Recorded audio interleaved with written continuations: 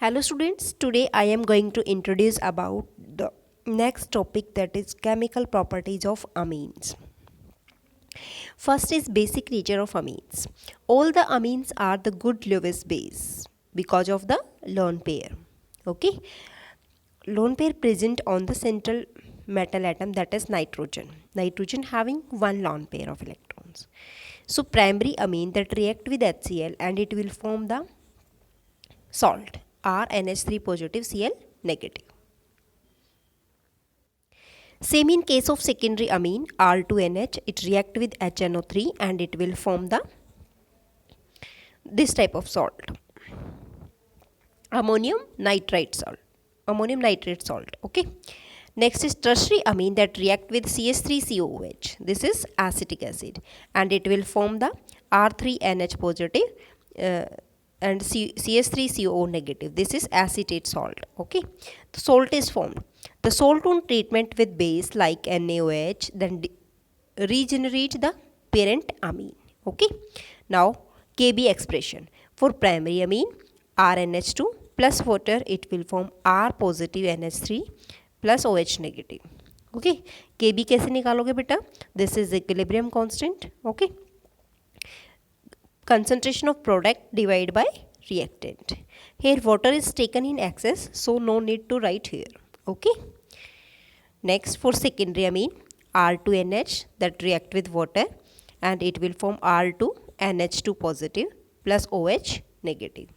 Then Kb is equal to R2NH2 positive OH negative divided by R2NH, means product divided by reactant. Okay, now same case for tertiary amine R3N plus H2O, it will form R3NH positive OH negative. So Kb is equal to product divided by reactant. Higher the value of Kb, stronger will be the base, and higher the value of Kb, pKb किसके equal होता है बेटा? Minus log of Kb, weaker is the base. It means अगर Kb की value ज़्यादा है तो ही हमारा बेस क्या होगा बेटा? स्ट्रॉन्ग. अगर pKb वैल्यू ज़्यादा है इट मीन्स हमारा जो बेस है वो क्या हो जाएगा? वीक हो जाएगा. क्योंकि बेटा pKb किसके इक्वल है? pKb is equal to minus log of Kb. Okay, now what is the order of basic strength of amines in aqueous medium? देखो बेटा, अगर हम R ग्रुप यहाँ पे मिथाइल लेते हैं तो हमारा ऑर्डर रहेगा सेकेंडरी, प्राइमरी एंड टर्शरी अमीन और उसके बाद अमोनिया. ओके, अगर हम यहाँ पे R ग्रुप इथाइल लेते हैं इट मीन्स हमारा जो ऑर्डर है बेटा वो पहले सेकेंडरी, फिर टर्शरी, फिर प्राइमरी एंड फिर अमोनिया. अब देखो बेटा, सेकेंडरी सबसे पहले आता है दोनों में, ठीक है, लेकिन मिथाइल के केस में प्राइमरी पहले आएगा, इथाइल के केस में टर्शरी पहले आएगा. ठीक है, तो what is the reason behind this? इसके पीछे क्या रीज़न है बेटा? 3 फैक्टर्स डिपेंड करते हैं. First is plus I effect. देखो बेटा, plus I effect maximum in tertiary Amin. Plus I effect में क्या होता है बेटा? यहाँ पे टर्शरी अमीन में हमारे पास क्या होते हैं? 3 R ग्रुप प्रेजेंट होते हैं. ठीक है, टर्शरी में. So the basic strength according to this factor is tertiary, secondary and primary. Okay, second factor होता है बेटा आपका solvation of ions. Solvation of ions में क्या है? It is the extent to which the ions are soluble in the solvent. Okay, as seen in Kb expression, जो primary amine है that will form RNH3 positive ions with water which can form maximum number of hydrogen bonds with water. Okay, so it is more soluble and stable in water. The order of basic strength, that is primary, secondary and tertiary. Okay, तो order इसका solvation के according क्या हो जाता है बेटा? Increase हो जाता है. क्योंकि बेटा देखो, जब हम RNH2 होता है हमारे पास, ओके, ये कौन सा ग्रुप है आपके पास? ये हमारे पास क्या है? प्राइमरी अमीन है. जब इसमें क्या करते हैं बेटा, जब इसमें H पॉजिटिव आयंस ऐड करते हैं, मीन सॉल्वेशन इफेक्ट होता है, तो इसमें RNH3 हो जाता है, ये आयन बन जाता है. ठीक है, तो यहाँ पे क्या है बेटा? 3 हाइड्रोजन प्रेजेंट है और 3 हाइड्रोजन जो होता है वो इंटरमोलिकुलर हाइड्रोजन बॉन्ड बना लेते हैं. ठीक है, जो सोल्यूबल भी होते हैं और बेटा स्टेबल भी होते हैं. नाउ नेक्स्ट फैक्टर आता है बेटा स्टेरिक हिंड्रेंस। इसमें क्या होता है, देखो टर्शरी अमीन के अंदर 3 एल्काइल ग्रुप प्रेजेंट होते हैं, R3N होता है। तो इसमें क्या होता है बेटा, स्टेरिक हिंड्रेंस बढ़ जाती है।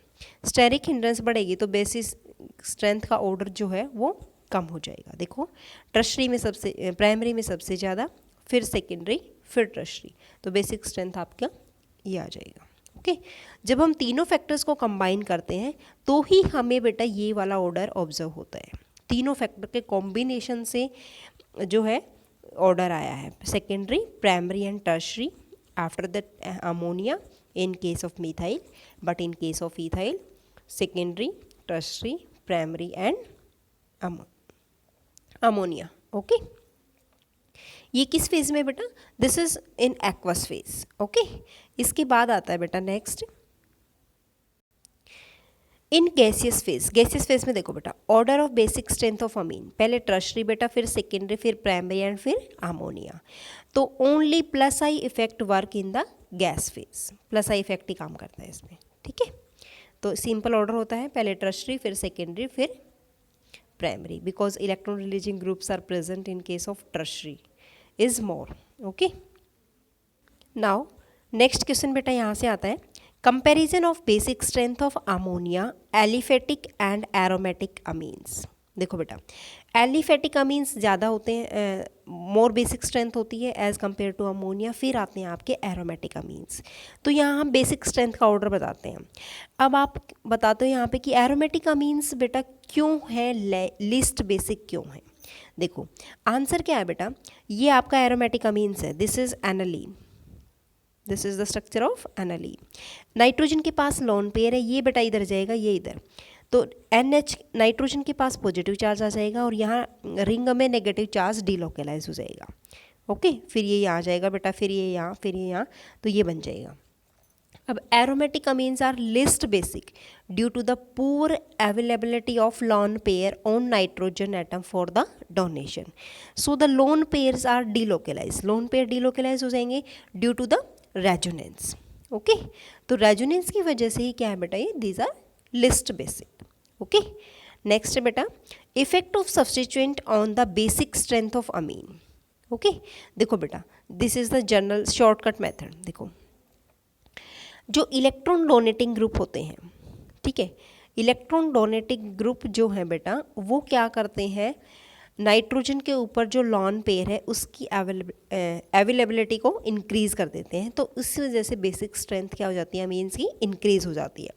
बट जो इलेक्ट्रॉन विड्रॉइंग ग्रुप है, ठीक है, वो क्या करते हैं, उसकी जो अवेलेबिलिटी है of lone pair on nitrogen atom that will be decreases, so basic strength is decreases in case of electron withdrawing group. तो आपको लर्न करना है इलेक्ट्रॉन डोनेटिंग ग्रुप जो होते हैं that will increase the basic strength. Okay बेटा, increase the basic strength. Okay, देखो बेटा one more question, order of basic strength of substituted aniline. ये देखो यहाँ पे NH2 ग्रुप है, ये OCH3 है, यहाँ पे एनालीन है, ये पैरानाइट्रो एनालीन है। अब देखो बेटा ये क्या है, इलेक्ट्रॉन डोनेटिंग ग्रुप है, ठीक है, ये क्या है, इलेक्ट्रॉन विड्रॉइंग ग्रुप है। Electron withdrawing group acidic strength को इंक्रीज करते हैं बट बेसिक स्ट्रेंथ को डिक्रीज करते हैं। तो OCH3 क्या है, इलेक्ट्रॉन डोनेटिंग ग्रुप है, तो ये सब्स्टिट्यूएंट क्या करता है बेटा, जो नाइट्रोजन एटम पे लॉन पेयर है उनकी अवेलेबिलिटी को इंक्रीज कर देते हैं और उसकी बेसिक स्ट्रेंथ को इंक्रीज कर देते हैं। ओके, तो पहले आपका ये आएगा, फिर एनालीन आएगा बेटा, इसमें कोई भी ग्रुप प्रेजेंट नहीं है, एंड सबसे पीछे कौन आएगा, इलेक्ट्रॉन विड्रॉइंग ग्रुप्स आएंगे। ओके, सो आपका ये ऑर्डर रहेगा। Now next section is alkylation. Primary जो अमीन होते हैं बेटा वो RX के साथ रिएक्ट करके क्या बनाते हैं, HX निकाल देते हैं, R2NH बना देते हैं। सेकेंडरी अमीन RX के साथ रिएक्ट करके HX निकाल देते हैं और R3N टर्शरी अमीन बन जाता है। टर्शरी अमीन रिएक्ट करता है RX के साथ, तो बेटा ये क्वाटरनरी अमोनियम कंपाउंड्स बनाता है, ठीक है, इसको क्वाटरनरी सॉल्ट भी बोलते हैं। Now next reaction is acylation. जो प्राइमरी और सेकेंडरी अमीन्स होते हैं बेटा वो रिएक्ट करते हैं एसिड क्लोराइड के साथ और एसिड एनहाइड्राइड के साथ, तो वो क्या देते हैं, सेकेंडरी और टर्शरी सब्स्टिट्यूटेड अमाइड्स देते हैं। फॉर एग्जांपल ये है आपका प्राइमरी अमीन्स, RCOCl आया, इसमें से HCl आपका रिलीज हो जाएगा, what will be form, secondary amide is formed, RCONHR. Now in case of secondary amine, it react with the acyl chloride. This is RCOCl. So in this case, hydrogen is released from secondary amine and chlorine is released from the acyl chloride. Then HCl is released and what will be formed here? Tertiary amide is formed. This is RCONR2.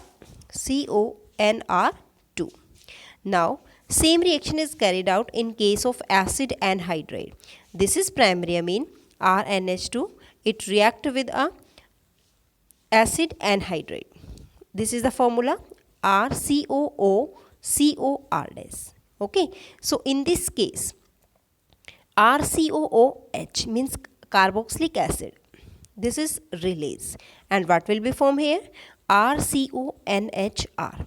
Okay, so this will be formed. This is also a amide group. Now in case of secondary amines, it also react with the acid anhydride RCOOCOR. Then it also release the RCOOH group and it will form RCONR2. Okay. Now next is Hansberg reagent. क्या होता है बेटा Hinsberg reagent? This is benzene sulphonyl chloride. ठीक है, it's formula is benzene SO2Cl.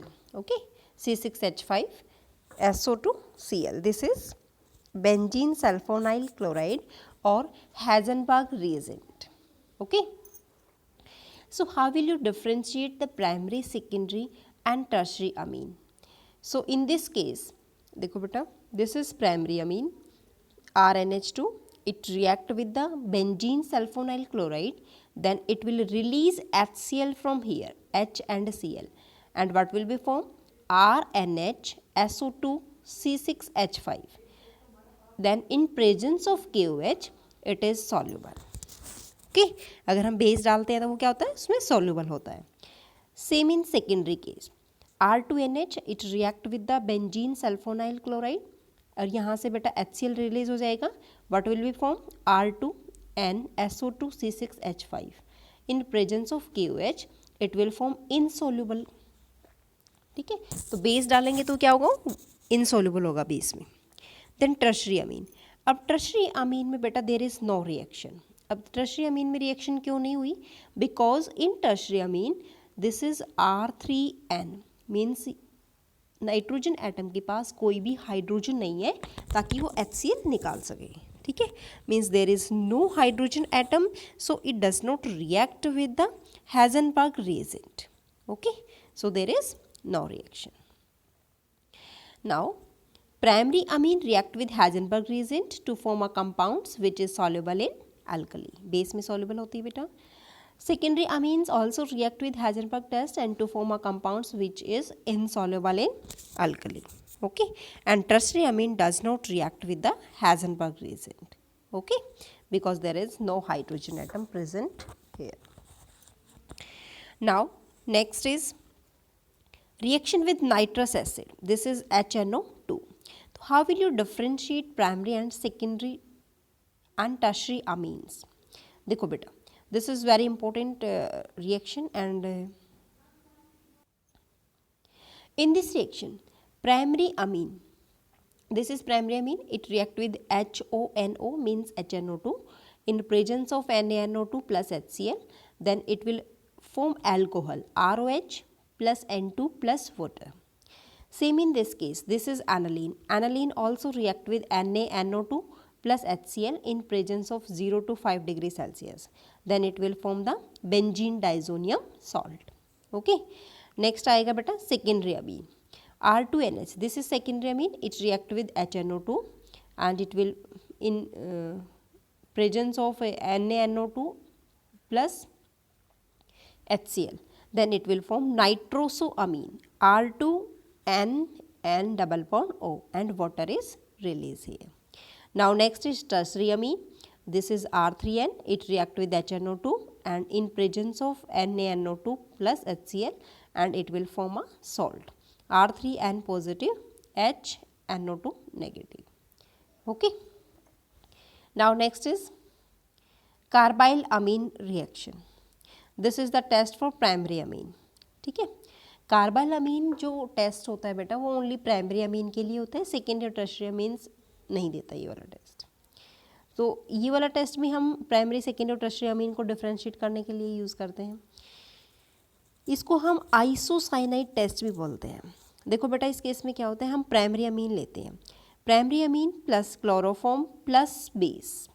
Okay, ये add करते हैं तो KCl निकलता है बेटा, वाटर निकलता है, और RNC मीन्स आइसोसाइनाइड हमें यहाँ पे मिलता है. दिस इज़ कार्बाइल अमीन और इसकी जो स्मेल होती है बैड स्मेल होती है. ओके, कार्बाइल अमीन टेस्ट होता है.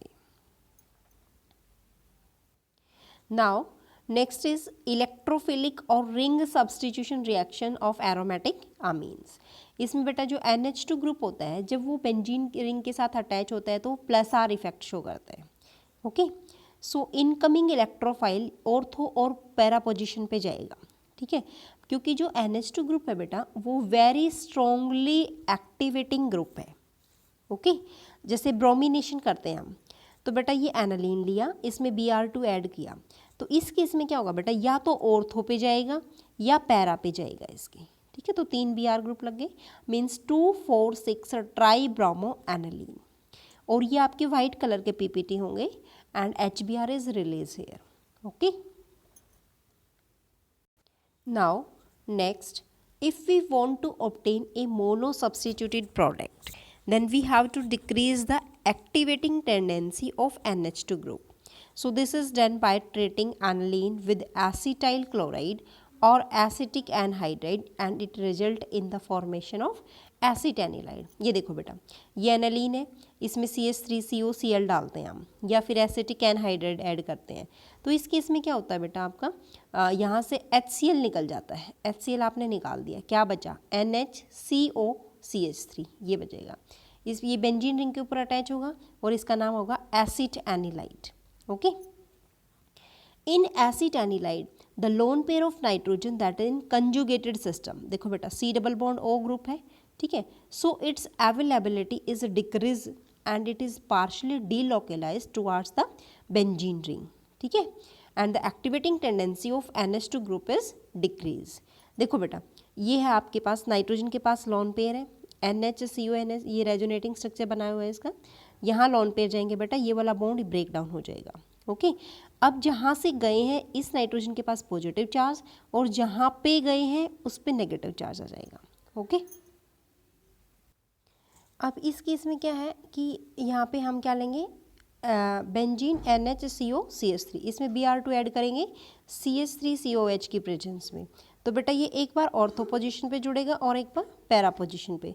सो इन ऑर्थो के केस में क्या रहेगा, minor product is formed and in case of para position, so in case of this para position, this is the major product. Okay, and after hydrolysis it will form the para position and ortho position and this is CH3COOH group is present here. Okay.